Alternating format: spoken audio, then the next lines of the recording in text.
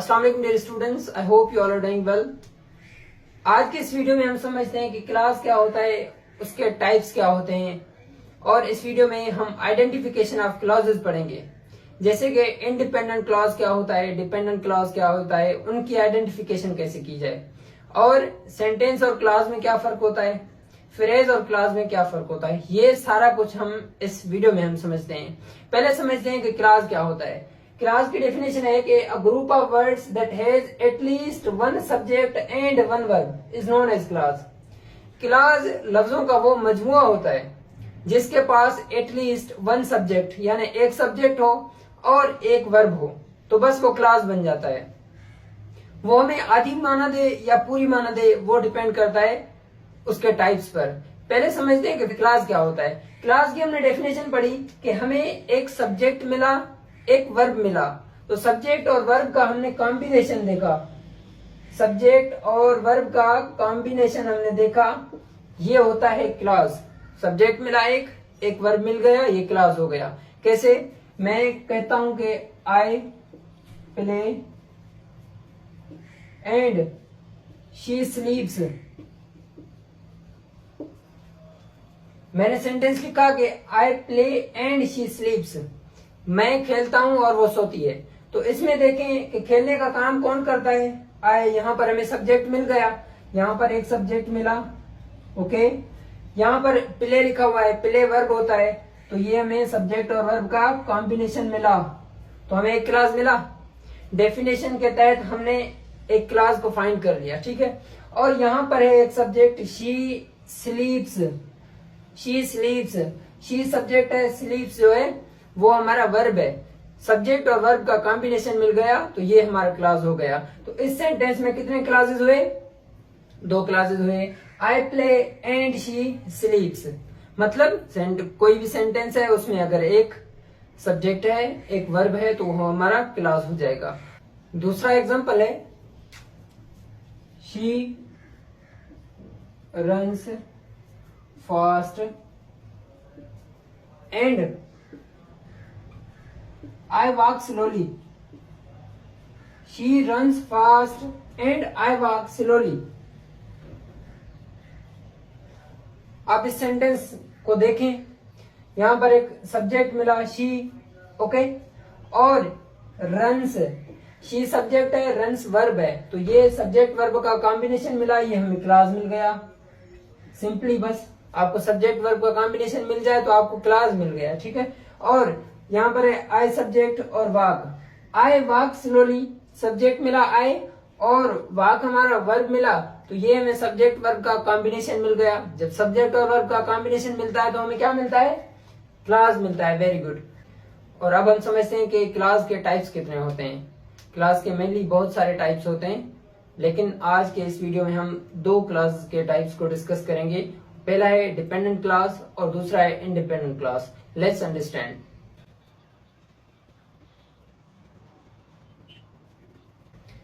अब समझें कि क्लॉज के कितने टाइप्स होते हैं। क्लॉज के मेनली दो टाइप्स होते हैं, मेनली जो डिस्कस होते हैं।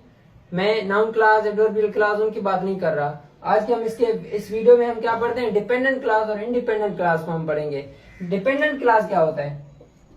डिपेंडेंट क्लॉज वो क्लॉज होता है, अगर मैं आपको सिंपल लैंग्वेज में आपको बता दूं, उर्दू में बता दूं, तो डिपेंडेंट क्लॉज वो होता है जिसके पास सब्जेक्ट भी होता है, वर्ब भी होता है, लेकिन वो कंप्लीट मीनिंग नहीं देता।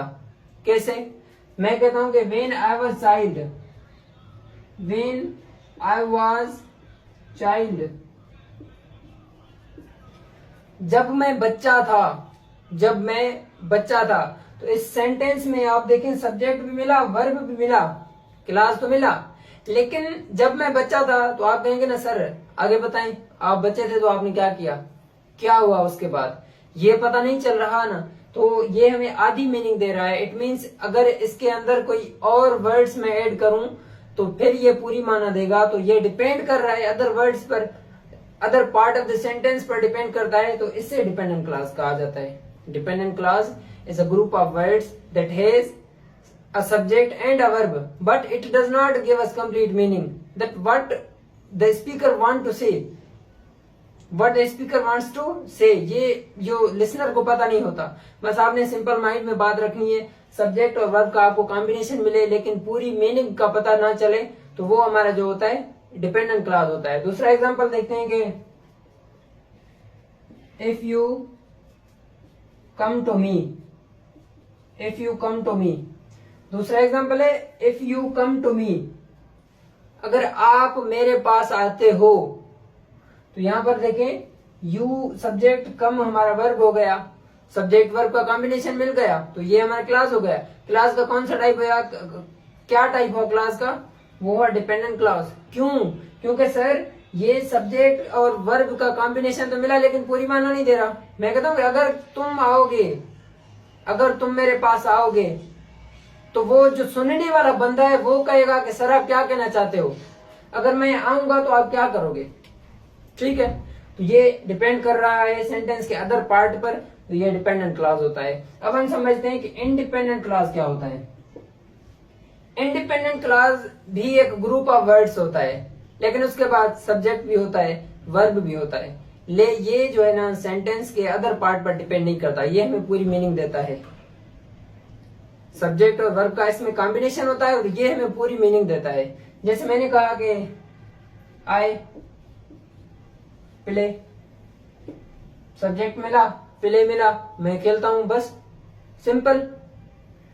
मीनिंग का पता चल गया, हमें पता चल गया कि स्पीकर क्या कहना चाहता है, तो ये हमारे इंडिपेंडेंट क्लॉजेस होते हैं। मतलब सब्जेक्ट वर्ब का कॉम्बिनेशन मिला, पूरी मीनिंग का पता चला, तो ये हमारे क्या हुए डिपेंडेंट क्लॉजेस। अगर और दूसरा हम सेंटेंस बनाते हैं लॉन्ग,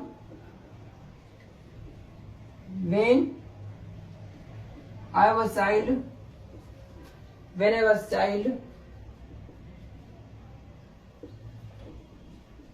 आई प्लेड क्रिकेट।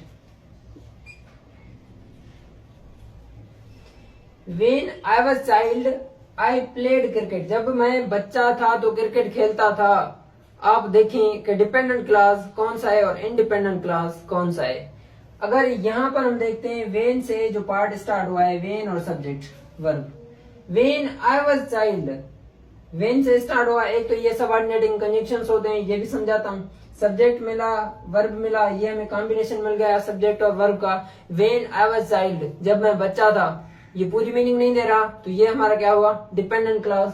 लेकिन आई प्लेड क्रिकेट, मैं क्रिकेट खेलता था, या ऐसे भी कहा जा सकता है कि I used to play cricket, मैं क्रिकेट खेलता था, मैं क्रिकेट खेलता था, बस।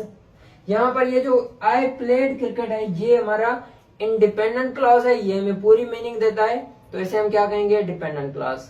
हम डिफरेंस समझते हैं कि फ्रेज और क्लॉज में क्या डिफरेंस होता है। फ्रेज भी ग्रुप ऑफ वर्ड्स होता है, आपने समझा।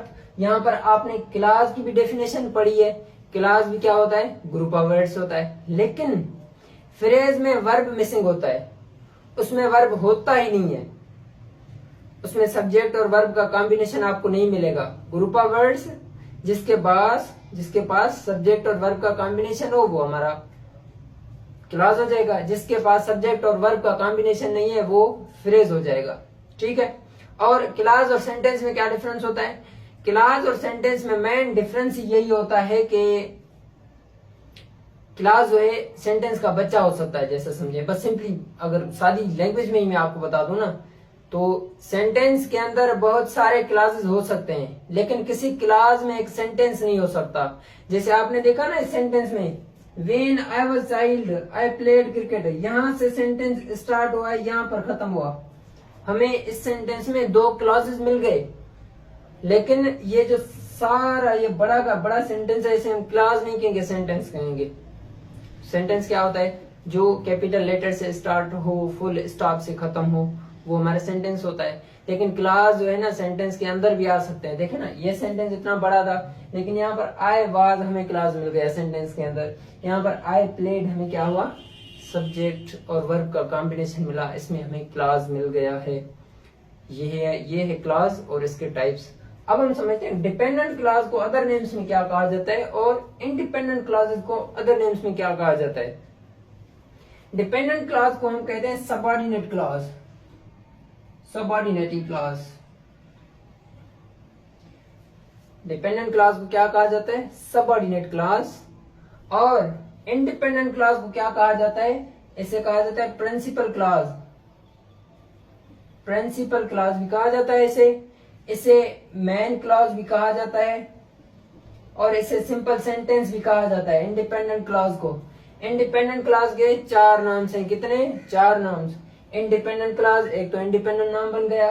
सिंपल सेंटेंस, ये हमारा दूसरा नाम बन गया। प्रिंसिपल क्लॉज, तीसरा नाम। और मेन क्लास, ये हुआ चौथा टाइप। और इंडिपेंडेंट क्लासेस के हमने 4 नाम पढ़ दिए। डिपेंडेंट क्लास के 2 नाम होते हैं, डिपेंडेंट क्लास और सबऑर्डिनेट क्लास। ये थे क्लास और उसके टाइप्स। अगर आपको कोई भी सवाल हो तो आप कमेंट बॉक्स में कमेंट कर सकते हैं। आई होप ये लेक्चर भी आपको बहुत समझ आया होगा और फ्रेज, सेंटेंस, क्लास में आपको डिफरेंस का पता चल गया होगा। इंशाल्लाह नेक्स्ट वीडियो में हम सेंटेंस के टाइप्स और सेंटेंस को डिस्कस करेंगे, उनके आइडेंटिफिकेशंस पढ़ेंगे। बहुत ही कॉम्प्रिहेंसिव तरीके और सिंपल तरीके से पढ़ाऊंगा जिससे आपको समझ आ जाए बिल्कुल।